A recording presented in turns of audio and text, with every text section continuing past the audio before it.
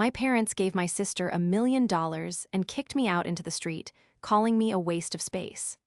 So, I lived in my car, built an empire from nothing, and set a trap they never saw coming. Before we continue today's story, we have an urgent announcement to make. Due to technical issues, we are pivoting towards another channel. Please subscribe to our new channel, Inherited Revenge. You can find the link in the video description, the pinned comment, and the collaboration tag on this video. Make sure to switch over now so you don't miss out. Thank you for your support. Now back to the story. The thermometer on my bedside table read 102.4 degrees.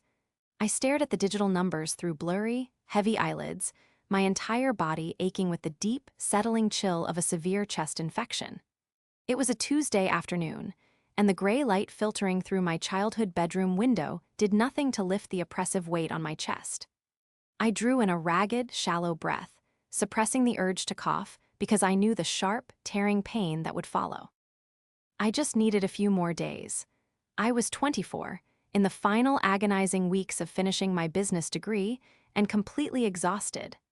I had been working 30 hours a week at a local distribution center while taking a full course load, pushing my body far past its breaking point. This illness was my body finally demanding the rest I had denied it for years. Slowly, painfully, I pushed the heavy duvet off my shivering frame. I needed water, and perhaps a moment of sympathy from my mother, Barbara.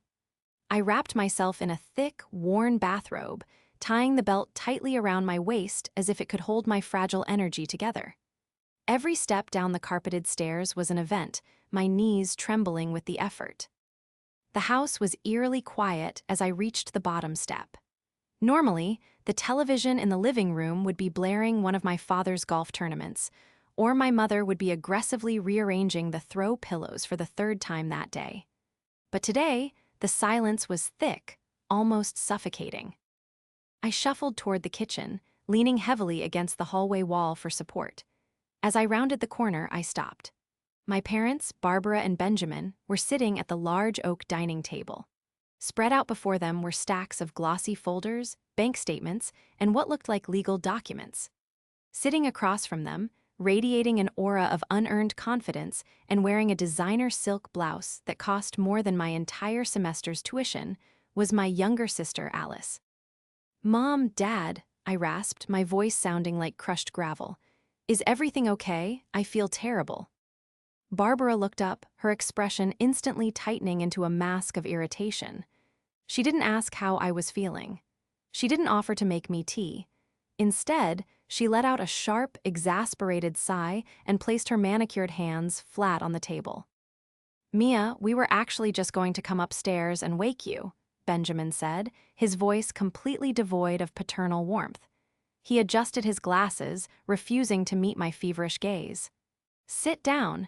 We have something important to discuss." I pulled out a chair, my joints screaming in protest, and collapsed into it. "What is it?" I asked, looking between the three of them. Alice was scrolling through her phone, entirely disinterested in my physical distress, a faint, smug smile playing on her lips. "Alice is launching her new business venture," Barbara announced, her voice suddenly swelling with a pride she had never, not once, directed toward me. "It is a holistic lifestyle and atmospheric curation brand. It is going to completely revolutionize the wellness space. She has a vision, Mia, a true, generational vision." I blinked, trying to process the words through the fog of my fever. Atmospheric curation brand? What does that even mean? Alice finally looked up from her phone, rolling her eyes dramatically. "Oh, please, Mia. Just because you're obsessed with boring supply chains and logistics doesn't mean you can understand high-concept aesthetics. It's about aligning personal spaces with inner vibrations. It's highly exclusive." "Right," I muttered, too sick to argue. "That's great, Alice, congratulations, but why did you need to wake me up for this?" Benjamin cleared his throat, a nervous habit he always relied on when he was about to do something cowardly. "Well, Mia, Alice is going to need a base of operations, a creative sanctuary, if you will, to film her content, host her high-net-worth clients, and really let her creative energies flow." Okay, I said slowly, a cold knot beginning to form in my stomach that had nothing to do with the illness. And, Barbara interjected, her tone turning glacial, your presence here is incredibly disruptive to her flow. You're always studying at all hours, you look completely drained all the time, and quite frankly, your energy is very stagnant. You're just wasting space here, Mia. We need you to leave. The words hung in the air, heavy and violent. I stared at my mother, certain I had misheard her. Leave? Mom, I live here. I pay you rent every single month from my warehouse job. I have a fever of over 102 degrees. I'm taking my final exams in 2 weeks. Where am I supposed to go? That is exactly the negative mindset we're talking about, Barbara snapped, slamming a hand down on the table. Always making it about your problems, your little struggles. Alice is on the verge of greatness. We have decided to fully back her. We are remortgaging the house and cashing out our entire retirement fund. We are giving her $1 million seed investment. My jaw dropped.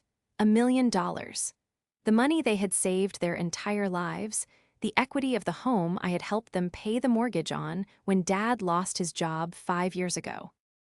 You're giving her $1 million for a fake wellness company?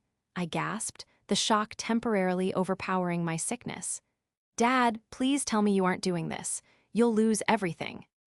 Enough, Benjamin barked, finally looking at me, his eyes hard and defensive. Alice is a visionary. She deserves this chance. And we deserve to be part of her success. We are refunding your last month's rent. That should be plenty for you to find a motel. We need your room cleared out by tonight so the contractors can start expanding the master suite for her studio. Tonight, I whispered, tears of pure disbelief springing to my eyes. I am sick. I have nowhere to go. I'm your daughter. Barbara stood up, crossing her arms over her chest, looking down at me as if I were a stranger who had wandered in off the street. You are an adult, Mia. Figure it out. We are done coddling you while you waste your potential on a meaningless degree. Pack your things. If you aren't gone by 8 o'clock, I'll have your father put your boxes on the lawn. I looked at Alice, who was already back to scrolling on her phone, entirely unaffected by the fact that her sister was being thrown into the streets. I looked at my parents, seeing nothing but cold, delusional greed in their eyes. The realization hit me with the force of a physical blow, shattering every illusion of family I had ever held onto. The betrayal was worse than the diagnosis itself. The next 4 hours were a blur of agonizing physical exertion and profound psychological trauma. My body felt like it was made of lead, every movement sending sharp spikes of pain through my chest. I dragged myself up the stairs, my breathing harsh and ragged, and began shoving my entire life into heavy-duty trash bags and a few battered cardboard boxes. I didn't pack everything. I couldn't. I left behind my childhood books, the debate team trophies I had won in high school, achievements my parents had never bothered to attend, and the comfortable winter blankets that were too bulky to carry. I only took my clothes, my laptop, my textbooks, and the few mementos that actually mattered to me. Every time I carried a load down the stairs, I had to pass the living room. My parents and Alice were sitting on the plush sofas, laughing and drinking champagne to celebrate Alice's seed round. Not once did they look my way. Not once did my mother ask if I needed help carrying the heavy boxes while clearly struggling to breathe. They had completely erased me from their reality the moment I became an inconvenience to their golden child's fantasy. By 7:30 p.m., the winter sun had set, plunging the neighborhood into a freezing, damp darkness. A light, icy rain had begun to fall, slicking the pavement and chilling me to the bone. I stood by my 2008 Honda Civic, the trunk stuffed to the brim, the back seats piled high with black trash bags. I looked back at the house one last time. The warm yellow light spilled from the living room windows. I could see their silhouettes. A family of 3. I got into my car, the interior smelling faintly of stale coffee and old upholstery. I turned the key. The engine sputtered, struggled, and finally roared to life, the heater violently blowing cold air against my damp face. I pulled out of the driveway, the tires splashing through icy puddles, and drove until I found a brightly lit, 24-hour superstore parking lot. This was it. This was my home now. I reclined the driver's seat as far back as it would go, pulling my winter coat tightly around my trembling body. The fever was raging now, my skin alternating between burning hot and freezing cold. I stared up at the orange glow of the parking lot lights filtering through the rain-streaked windshield, a profound, crushing loneliness pressing down on my chest. Suddenly, the silence of the car was shattered by my phone buzzing in the cup holder. The screen illuminated the dark interior, displaying a single word: Mom. For a brief, pathetic second, the wounded child inside me hoped. I hoped she had looked at my empty room, felt a pang of maternal guilt, and was calling to tell me to come back, that they had made a terrible mistake. My hands shaking, I answered the call and brought the phone to my ear. Mom, I croaked. Mia, finally, Barbara's voice clipped through the speaker, sharp and annoyed. There was no hesitation, no softness. Listen, I am trying to log into the main smart home hub so Alice can sync her mood lighting panels, but you changed the admin password last month when you fixed the router. What is it? I closed my eyes, a hot tear slipping down my cheek, burning against my feverish skin. I'm in a parking lot, Mom. It's 30 degrees outside and I can barely breathe. Oh, stop being so dramatic, Mia, Barbara sighed loudly. In the background, I could hear Alice whining.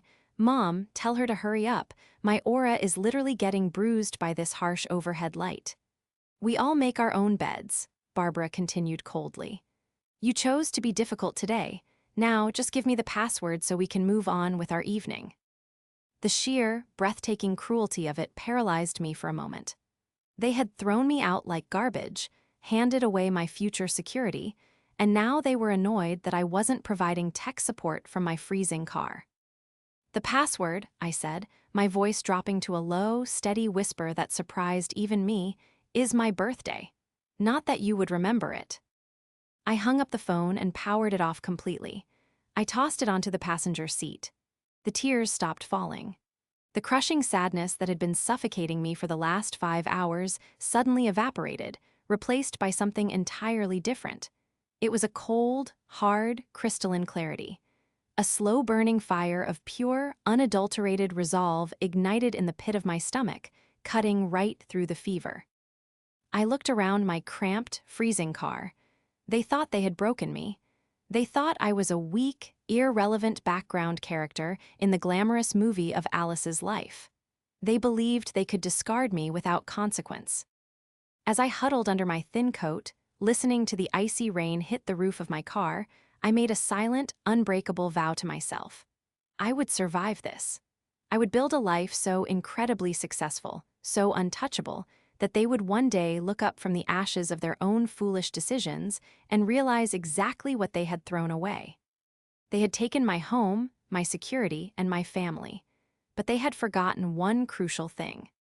To understand the depth of my parents' delusion, you have to understand the history of my sacrifices and the pristine, polished fraud that was my sister, Alice. For as long as I could remember, I was the designated survivor of the family, the shock absorber for every crisis. When Dad lost his middle management job during my sophomore year of high school, it wasn't Alice who stepped up. Alice, who was a freshman at the time, threw a massive tantrum because she couldn't get the newest smartphone. I, on the other hand, immediately got a job at a local diner, working closing shifts every night just so I could quietly slip my tip money into the kitchen drawer to help cover the electric bill and buy groceries. When it came time for college, I attended the local state university, living at home to save money, working full-time in warehouses and logistics hubs to pay my own tuition without asking them for a dime. I studied late into the night, mapping out supply chains, analyzing market inefficiencies, and building the foundational knowledge for a company I had dreamed of starting since I was 18. And Alice floated. Alice was an aesthetic visionary, which was a polite way of saying she was a deeply entitled, highly manipulative narcissist who refused to work a real job. She was completely polished. Her social media feeds a carefully curated grid of beige tones, expensive matcha lattes, and stolen quotes about inner peace and manifesting wealth. She spoke in a gentle, hushed tone that sounded soothing until you realized the words coming out of her mouth were entirely devoid of substance. She called herself a holistic lifestyle guru. In reality, she was an unemployed 22-year-old whose primary skill set consisted of maxing out our father's credit cards on luxury, retreats in Bali, and convincing our parents that her constant financial demands were actually investments in her spiritual capital. I remembered the pitch she had given them just a week before I was evicted. I had been sitting in the kitchen, exhausted after a 10-hour shift, eating cold leftovers. Alice had glided into the room, wearing a flowing linen outfit, and laid a single, glossy folder on the table in front of our parents. "Mom, Dad," she had said, her voice dripping with artificial sweetness. "I have finally achieved clarity. The universe has downloaded my purpose into my spirit." Benjamin had leaned forward, practically weeping with pride. "Tell us, sweetheart." Alice opened the folder. There were no financial projections. There was no market analysis. There was no business plan. It was just 10 pages of mood boards featuring pictures of expensive minimalist furniture, abstract art, and women doing yoga on private beaches. "I am launching Aura and Align," Alice declared. "It is a bespoke, high-vibrational consultancy. I will curate the personal atmospheres of elite clients to maximize their holistic flow. But to attract high-net-worth clients, I must project a high-net-worth reality. I need $1 million for branding, a complete home studio renovation, and a 6-month immersive research trip to the Amalfi Coast." I had scoffed from the kitchen counter. I couldn't help it. "Alice, that's not a business plan. That's a vacation funded by a robbery. You're asking Mom and Dad for their entire retirement savings for what? Good vibes." Alice had turned to me, her perfectly manicured facade slipping for just a fraction of a second. Her eyes, usually wide and innocent, narrowed into cold, calculating slits. It was the look of a predator whose meal had just been interrupted. "Mia," she had said, her voice dropping its breathy tone and becoming sharp and pointed. "Your lower-tier vibrational energy is exactly why you will always be stuck in a warehouse. You lack vision. You lack expansion. Mom, Dad, do you feel how her presence literally drains the abundance from this room?" And they had agreed. They had nodded eagerly, mesmerized by her buzzwords and her beauty, utterly blind to the fact that she was systematically draining their lifeblood. Alice didn't want to build a business. She wanted to secure her luxury lifestyle, and she didn't care if she had to leave our parents penniless and push me into the streets to get it. Sitting in my freezing car, shivering uncontrollably, I finally saw her clearly. She wasn't just a spoiled sister. She was a parasite, and my parents were her willing hosts. I closed my eyes, letting the fever burn through me, forging my grief into a weapon. They had made their choice. Now I would make mine. The morning sun crested over the horizon, casting a harsh, pale light into the frosted interior of my Honda Civic. I woke up with my neck cramped at a horrific angle, my breath pluming in the freezing air of the superstore parking lot. My fever had broken during the night, leaving me hollowed out, incredibly weak, but blessedly clear-headed. I sat up slowly, my joints cracking in the cold, and looked at my reflection in the rearview mirror. My skin was pale, my eyes ringed with deep purple shadows, and my hair was a tangled mess. I looked exactly like a 24-year-old girl who had just been thrown away by her family. But underneath the exhaustion, that cold, hard fire of resolve was still burning. I did not cry. I reached into the backseat, pulled a bottle of water from a plastic grocery bag, and took a long drink. Then I opened my laptop. The next 5 years were a grueling, relentless exercise in survival and strategic expansion. I never went back to that house. I spent my final 2 weeks of college living in my car, showering in the student recreation center at 5 in the morning, and studying in the darkest, quietest corners of the university library until they kicked me out at midnight. When I walked across the stage to receive my diploma in business and supply chain management, I looked out into the crowd. There was no one holding a balloon for me. There was no one cheering my name. The silence in my heart was profound, but I used it as fuel. I took the tiny amount of money I had saved from the warehouse, along with the refunded rent my parents had thrown at me, and I started my own logistics brokerage, Apex Distribution. I didn't have an office. My passenger seat was my filing cabinet, and my steering wheel was my desk. I spent 18 hours a day cold calling manufacturers, distributors, and freight companies. I hunted for inefficiencies in their supply chains, offering to restructure their shipping routes for a fraction of what they were currently paying. For the first 2 years, I lived on peanut butter sandwiches and instant coffee, funneling every single penny of profit back into the business. Slowly, the tide began to turn.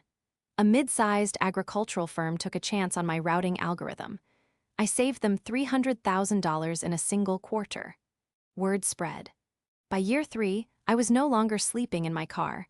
I had a modest apartment and a team of 5 employees. By year 4, Apex Distribution secured a massive, multi-year contract with a national retail chain, catapulting my net worth into the 8-figure range. But no matter how successful I became, I never took my eyes off my sister. As my resources grew, my investigation into Alice's business, Aura and Align, deepened. It started as a dark curiosity, but it quickly became a meticulous, calculated operation. Using my industry connections, I pulled public shipping manifests, commerci, AL import records, and vendor filings. It took me less than 3 weeks to completely unravel the pristine, million-dollar lie she had sold my parents. Alice wasn't curating bespoke atmospheres. She wasn't manufacturing high-end wellness products. The shipping manifests revealed that she was importing the cheapest, lowest-grade synthetic incense and mass-produced decorative pillows from unregulated overseas factories for pennies on the dollar. She was repackaging them in beige cardboard boxes and attempting to sell them online at a 2,000% markup. Worse, I tracked the commercial flow of the million-dollar seed investment. She hadn't spent it on marketing or product development. She had leased an opulent, absurdly expensive storefront in a high-rent downtown district just to film aesthetic videos for her social media. The rest of the money had vanished into business expenses that coincidentally aligned with her trips to private resorts in the Maldives, designer wardrobes, and luxury car leases. But the most crucial piece of leverage, the trap I carefully set and waited to spring, arose in the 5th year. Alice's business, predictably, was bleeding out.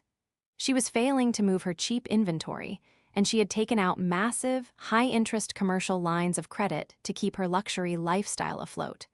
Her primary creditor was a mid-tier commercial lending firm looking to offload toxic, defaulting debt. Operating through a blind subsidiary LLC, I purchased the entirety of Aura and Align's commercial debt. I bought the lease to her warehouse. I bought the outstanding invoices for her suppliers. I was no longer just the sister they had thrown away. I was, legally and unconditionally, the owner of her financial ruin. I held the keys to her destruction, neatly filed in a server in my corporate office, waiting for the inevitable moment she finally collapsed. The collapse arrived exactly 5 years and 2 months after I was kicked out into the freezing rain. I was 29 years old. I was sitting on the expansive, sun-drenched mahogany deck of my newly purchased beachfront villa. The ocean breeze was warm, carrying the scent of salt and blooming jasmine. I held a cup of perfectly brewed artisan tea, a far cry from the stale parking lot water of my past. The estate was completely gated, a sanctuary of glass, white stone, and manicured gardens that I had built with my own 2 hands. It was a Tuesday afternoon, peacefully quiet, until the jarring, aggressive sound of screeching tires shattered the tranquility. I stood up, walking toward the edge of the deck that overlooked the winding coastal road and my private, wrought-iron security gates. A rusted, dented sedan had aggressively swerved onto the shoulder of the road, stopping inches from my property line. I recognized the car immediately. It was my father's old commuter vehicle, looking infinitely worse for wear. The passenger door flew open, hitting a decorative stone planter with a loud crunch. Alice stumbled out. She was no longer wearing designer silk. She was dressed in stained sweatpants and an oversized hoodie, her hair unwashed and tied in a frantic knot. She gripped the wrought iron bars of my gate, her knuckles turning white, staring up at the sprawling villa, the private infinity pool, and the luxury SUV parked in the circular driveway. Then she saw me standing on the deck. Her face contorted into a mask of pure, unhinged rage. She didn't wave. She didn't say hello. She threw her head back and let out a guttural, hysterical scream that echoed over the sound of the crashing waves. "Why does she get everything?" Alice shrieked, her voice cracking violently. She slammed her fists against the iron gate. "It was supposed to be me. This is MY manifestation. This is MY life." The driver's side door opened slowly, and my mother, Barbara, stepped out. The last 5 years had not been kind to her. The arrogant, polished matriarch who had coldly ordered me out of her house was gone. She looked frail, deeply exhausted, and overwhelmed by a profound, settling panic. She rushed to Alice, trying to pull her away from the gate, but Alice shoved her backward. "Mia," Barbara called out, her voice trembling, finally spotting me on the deck. "Mia, please, open the gate. We have been driving around for hours doing delivery jobs. We saw you standing there. Mia, you have to let us in. We need to talk to you." I set my teacup down on the glass patio table. The porcelain clinked softly. I did not feel a shred of pity. I felt the cool, calculated calm of a strategist whose target had finally wandered into the crosshairs. I walked down the sweeping outdoor staircase, my footsteps echoing methodically against the stone, until I stood just a few feet away from them, separated only by the heavy iron bars. "Hello, Barbara," I said evenly, completely ignoring my sister's frantic hyperventilating. "You look tired. I thought you'd be living on the Amalfi Coast by now." "Don't you dare speak to our mother with that tone," Alice hissed, pressing her face against the bars, her eyes wide and manic. "You stole this. You stole my energy. You knew I was destined for an oceanfront creative space, and you actively blocked my vibrational path to steal it for yourself." "Alice, please stop talking," Barbara pleaded, tears welling in her eyes. She looked at me, her hands gripping the iron as if it were a lifeline. "Mia, things have gotten very difficult. Alice's business. The market was incredibly unfair to her. We lost the house. We lost everything, Mia. We are living in a weekly motel. You have this massive estate. You have all this space. You must let us move in. We are your family."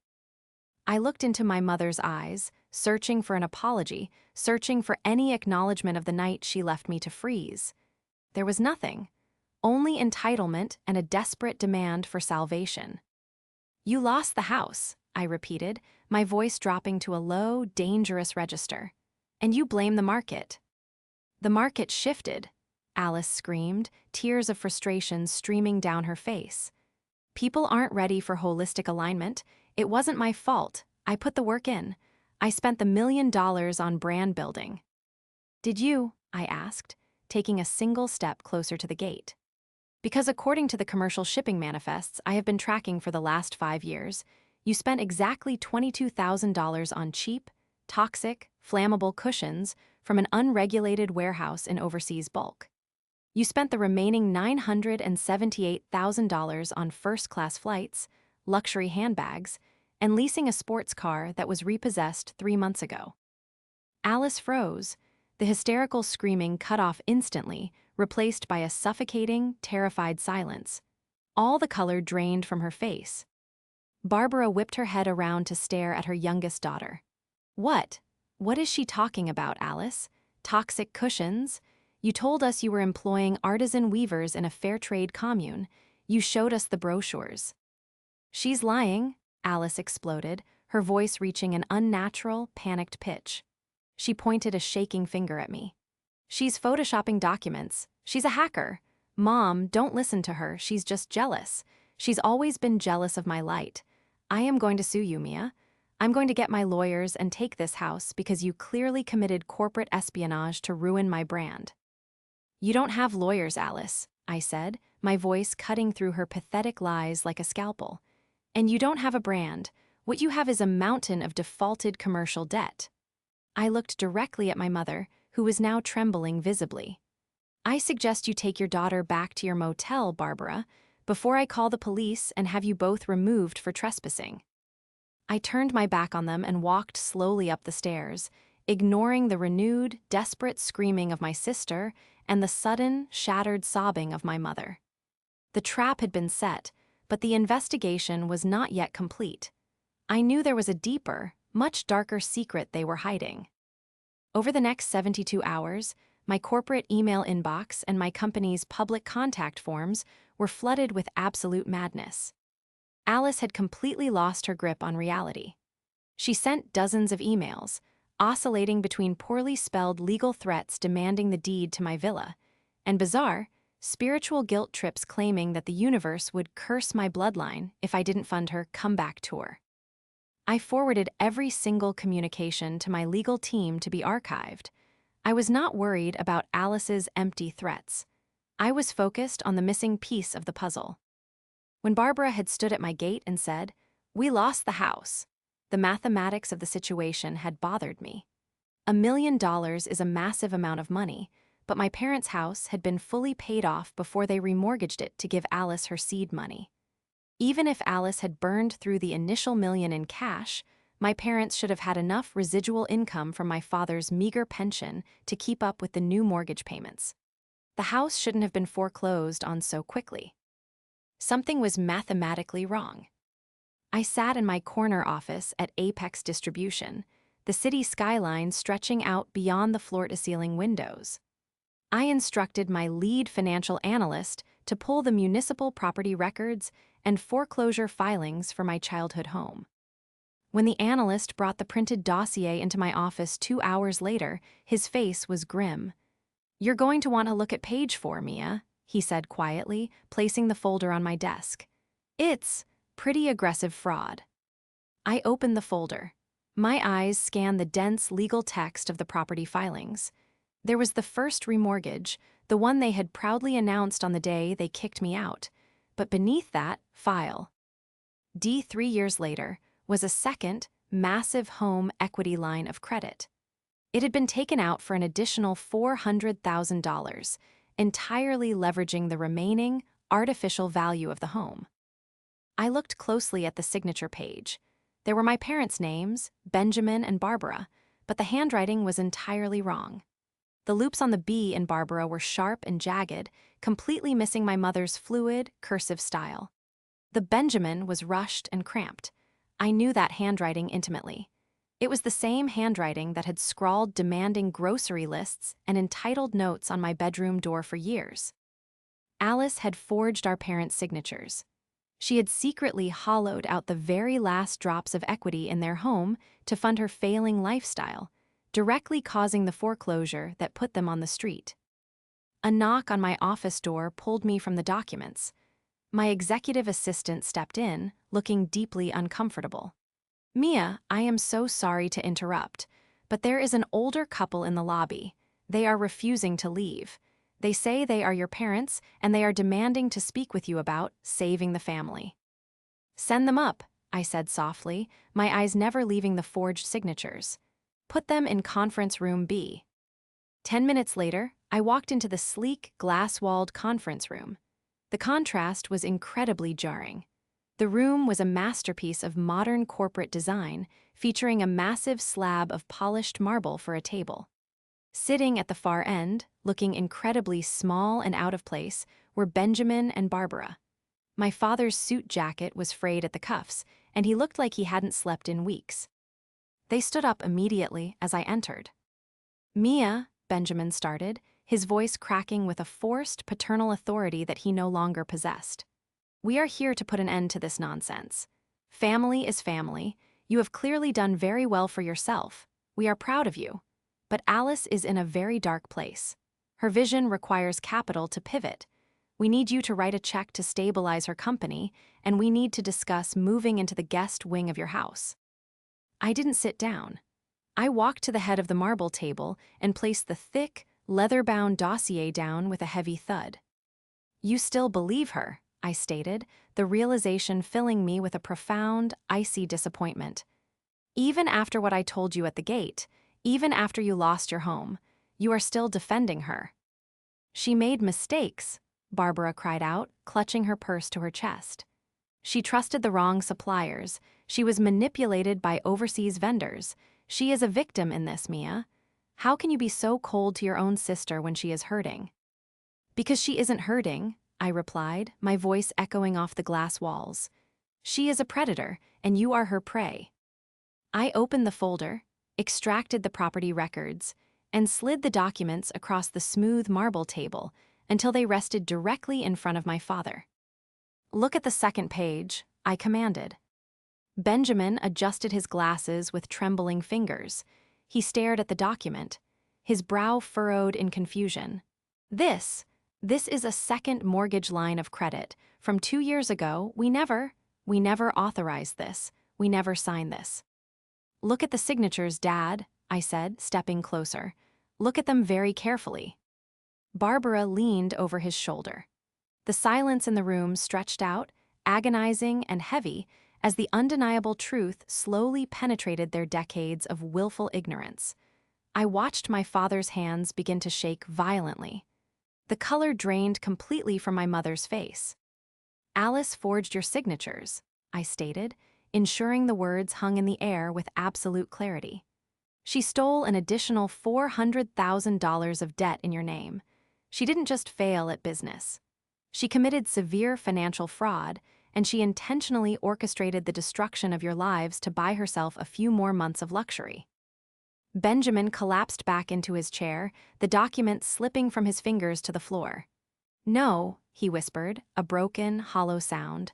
No, she wouldn't do this. She wouldn't. She was just reallocating funds for her vision, she told us. But the lie was dead. The irrefutable proof was lying on the floor between us, and the final, crushing weight of their terrible choices had finally come crashing down. 2 days after the shattering revelation in my corporate conference room, I received a group text message from my Aunt Susan.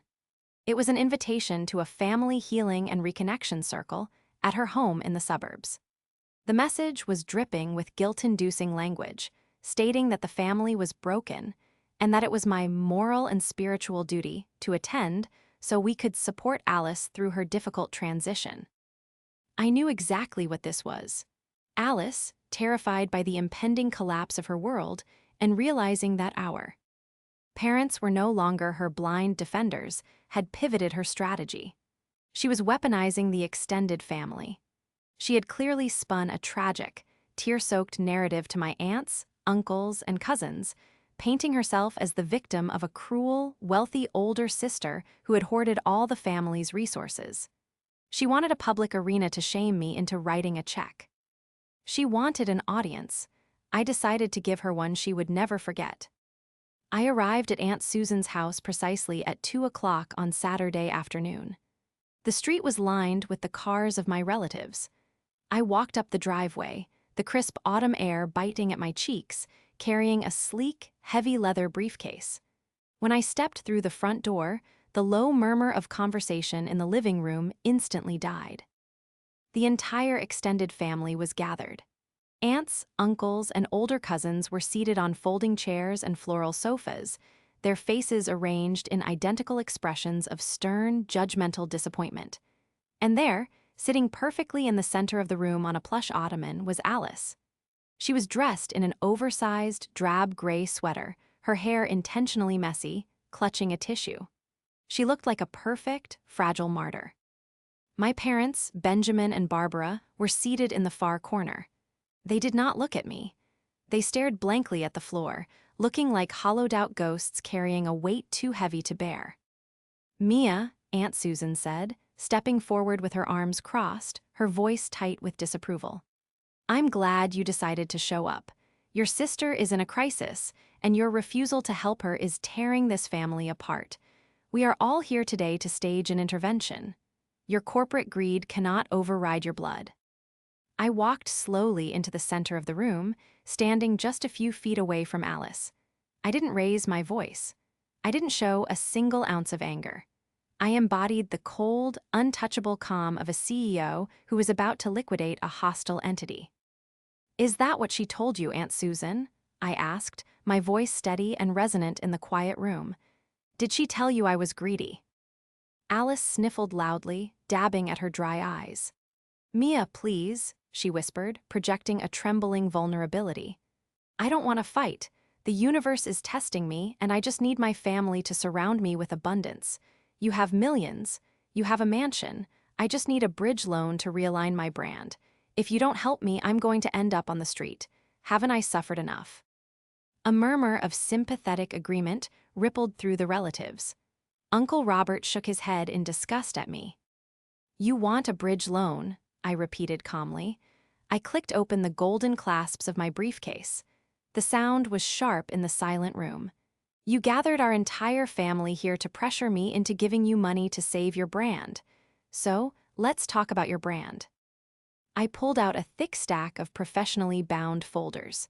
I handed the first one to Aunt Susan, then passed the others around the room to my uncles and cousins. Alice's eyes darted to the folders, a flash of genuine, unmasked panic finally breaking through her martyr facade. "What is this?" Aunt Susan asked, frowning as she opened the cover. "Those are the complete, unredacted financial records of Aura and Align," I announced, projecting my voice so every person in the room could hear me clearly. Over the last 5 years, Alice did not build a business. She took the $1 million our parents gave her, their entire life savings, and she spent it. Open to page 3. The rustling of heavy paper filled the room. "You will see the vendor invoices," I continued methodically. "She spent $22,000 on cheap, toxic imported decor. Now turn to page 5. You will see her personal expense ledger. She spent $978,000 on luxury vacations to the Maldives, designer wardrobes, and leasing sports cars. She burned through $1 million of our parents' retirement to play pretend on the internet."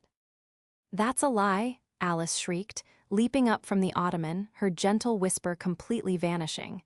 "She fabricated those. She's a hacker. She's trying to ruin my energy." "I bought your commercial debt, Alice," I said, stepping toward her, forcing her to step back. "I own the server your records are hosted on. It's not a lie, but the $1 million isn't the reason we are all here today.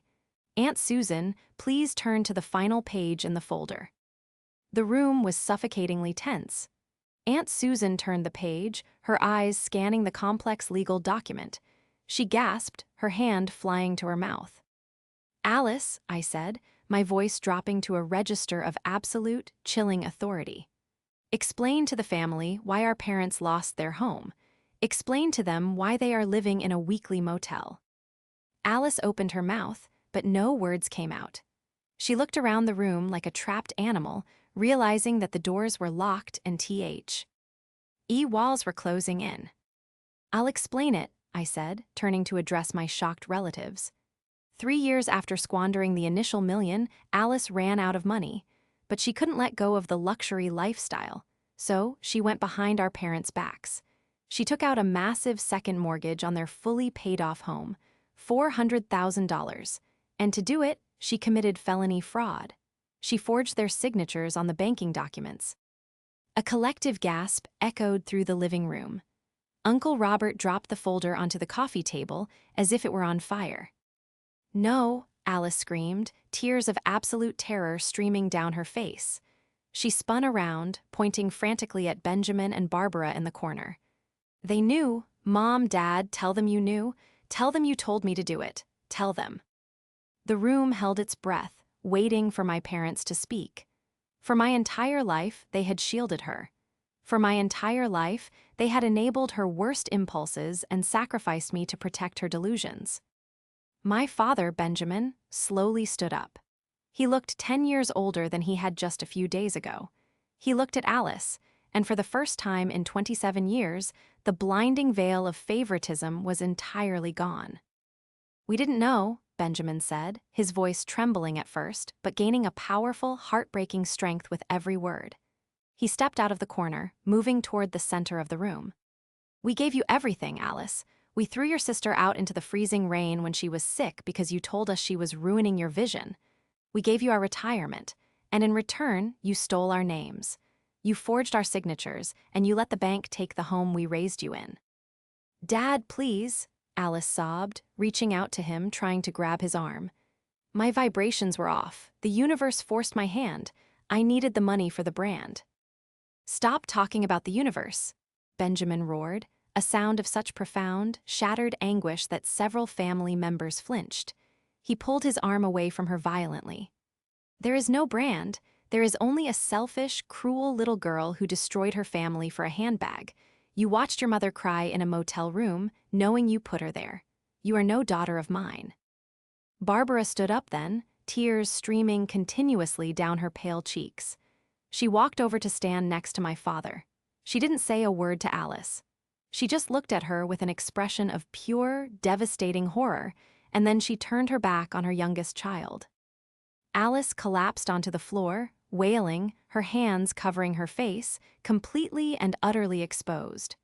The family intervention she had orchestrated had become the stage for her absolute destruction. The spell was broken. She had nowhere left to hide. The fallout was swift, brutal, and entirely legal. The Monday following the confrontation at Aunt Susan's house, my corporate attorneys, acting on my strict instructions, forwarded the complete dossier of Alice's forged documents to the fraud division of the commercial lending bank. Because the loan had crossed state lines during the digital approval process, it triggered a federal inquiry. 3 weeks later, I received a quiet phone call from my lead attorney. Alice had been arrested at a luxury spa where she was attempting to use a newly opened, high-interest credit card to pay for a trauma release massage. She was formally charged with felony forgery, wire fraud, and grand theft.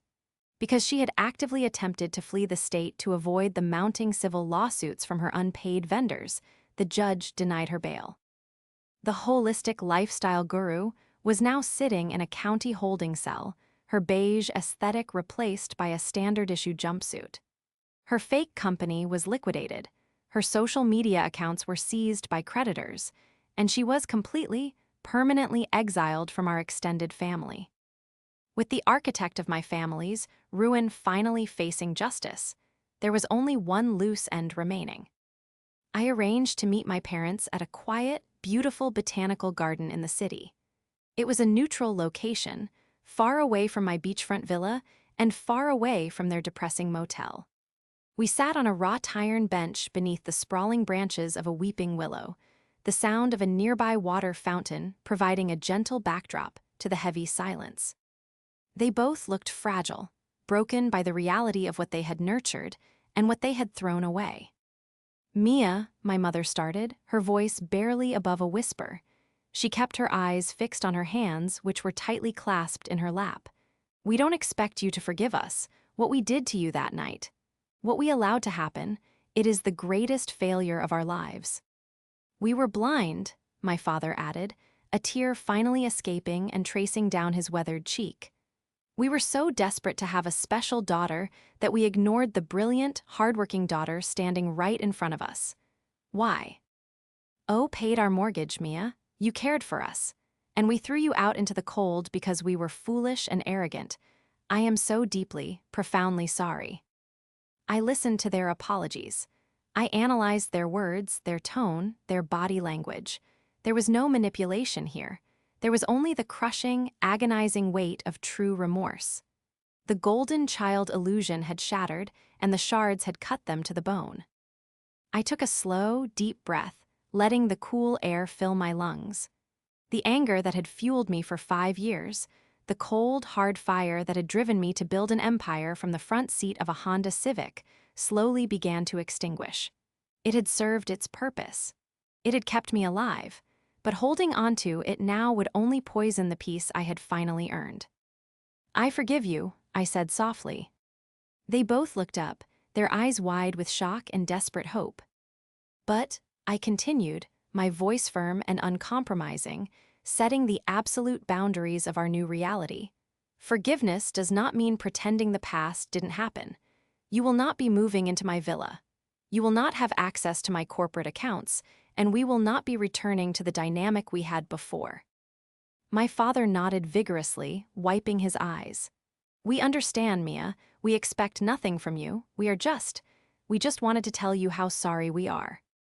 I have purchased a small, 2-bedroom condominium in a quiet retirement community across town, I told them, handing my father a simple brass key. The deed is in a trust, controlled by my attorneys, so it can never be leveraged or remortgaged. Your utilities and basic groceries will be paid for by a modest monthly stipend I have arranged. It is not a luxury estate. It is safe, it is warm, and it is yours for the rest of your lives. Barbara broke down into racking sobs, reaching out with trembling hands to gently touch my arm, as if afraid I would pull away. Thank you, she wept, her voice thick with gratitude. Thank you, Mia. You are far better to us than we ever deserved. I stood up from the bench, looking down at the 2 people who had given me life, who had broken my heart, and who I had ultimately saved. Take care of yourselves, Mom, Dad, I said quietly. I turned and walked down the cobblestone path of the botanical garden, leaving them to begin their long, quiet process of healing. An hour later, I was back on the expansive mahogany deck of my beachfront villa. The sun was beginning to set over the ocean, painting the sky in brilliant streaks of violet and gold. I leaned against the glass railing, listening to the rhythmic, eternal crashing of the waves against the shore. The air was clean, salty, and completely free of the toxic weight of the past. I had been told I was wasting space. I had been thrown away. But from the ashes of their betrayal, I had built a fortress. Justice had been served, the truth had been dragged into the light, and as I looked out over the vast, glittering expanse of the water, I felt nothing but an absolute, unbreakable sense of peace. I had won.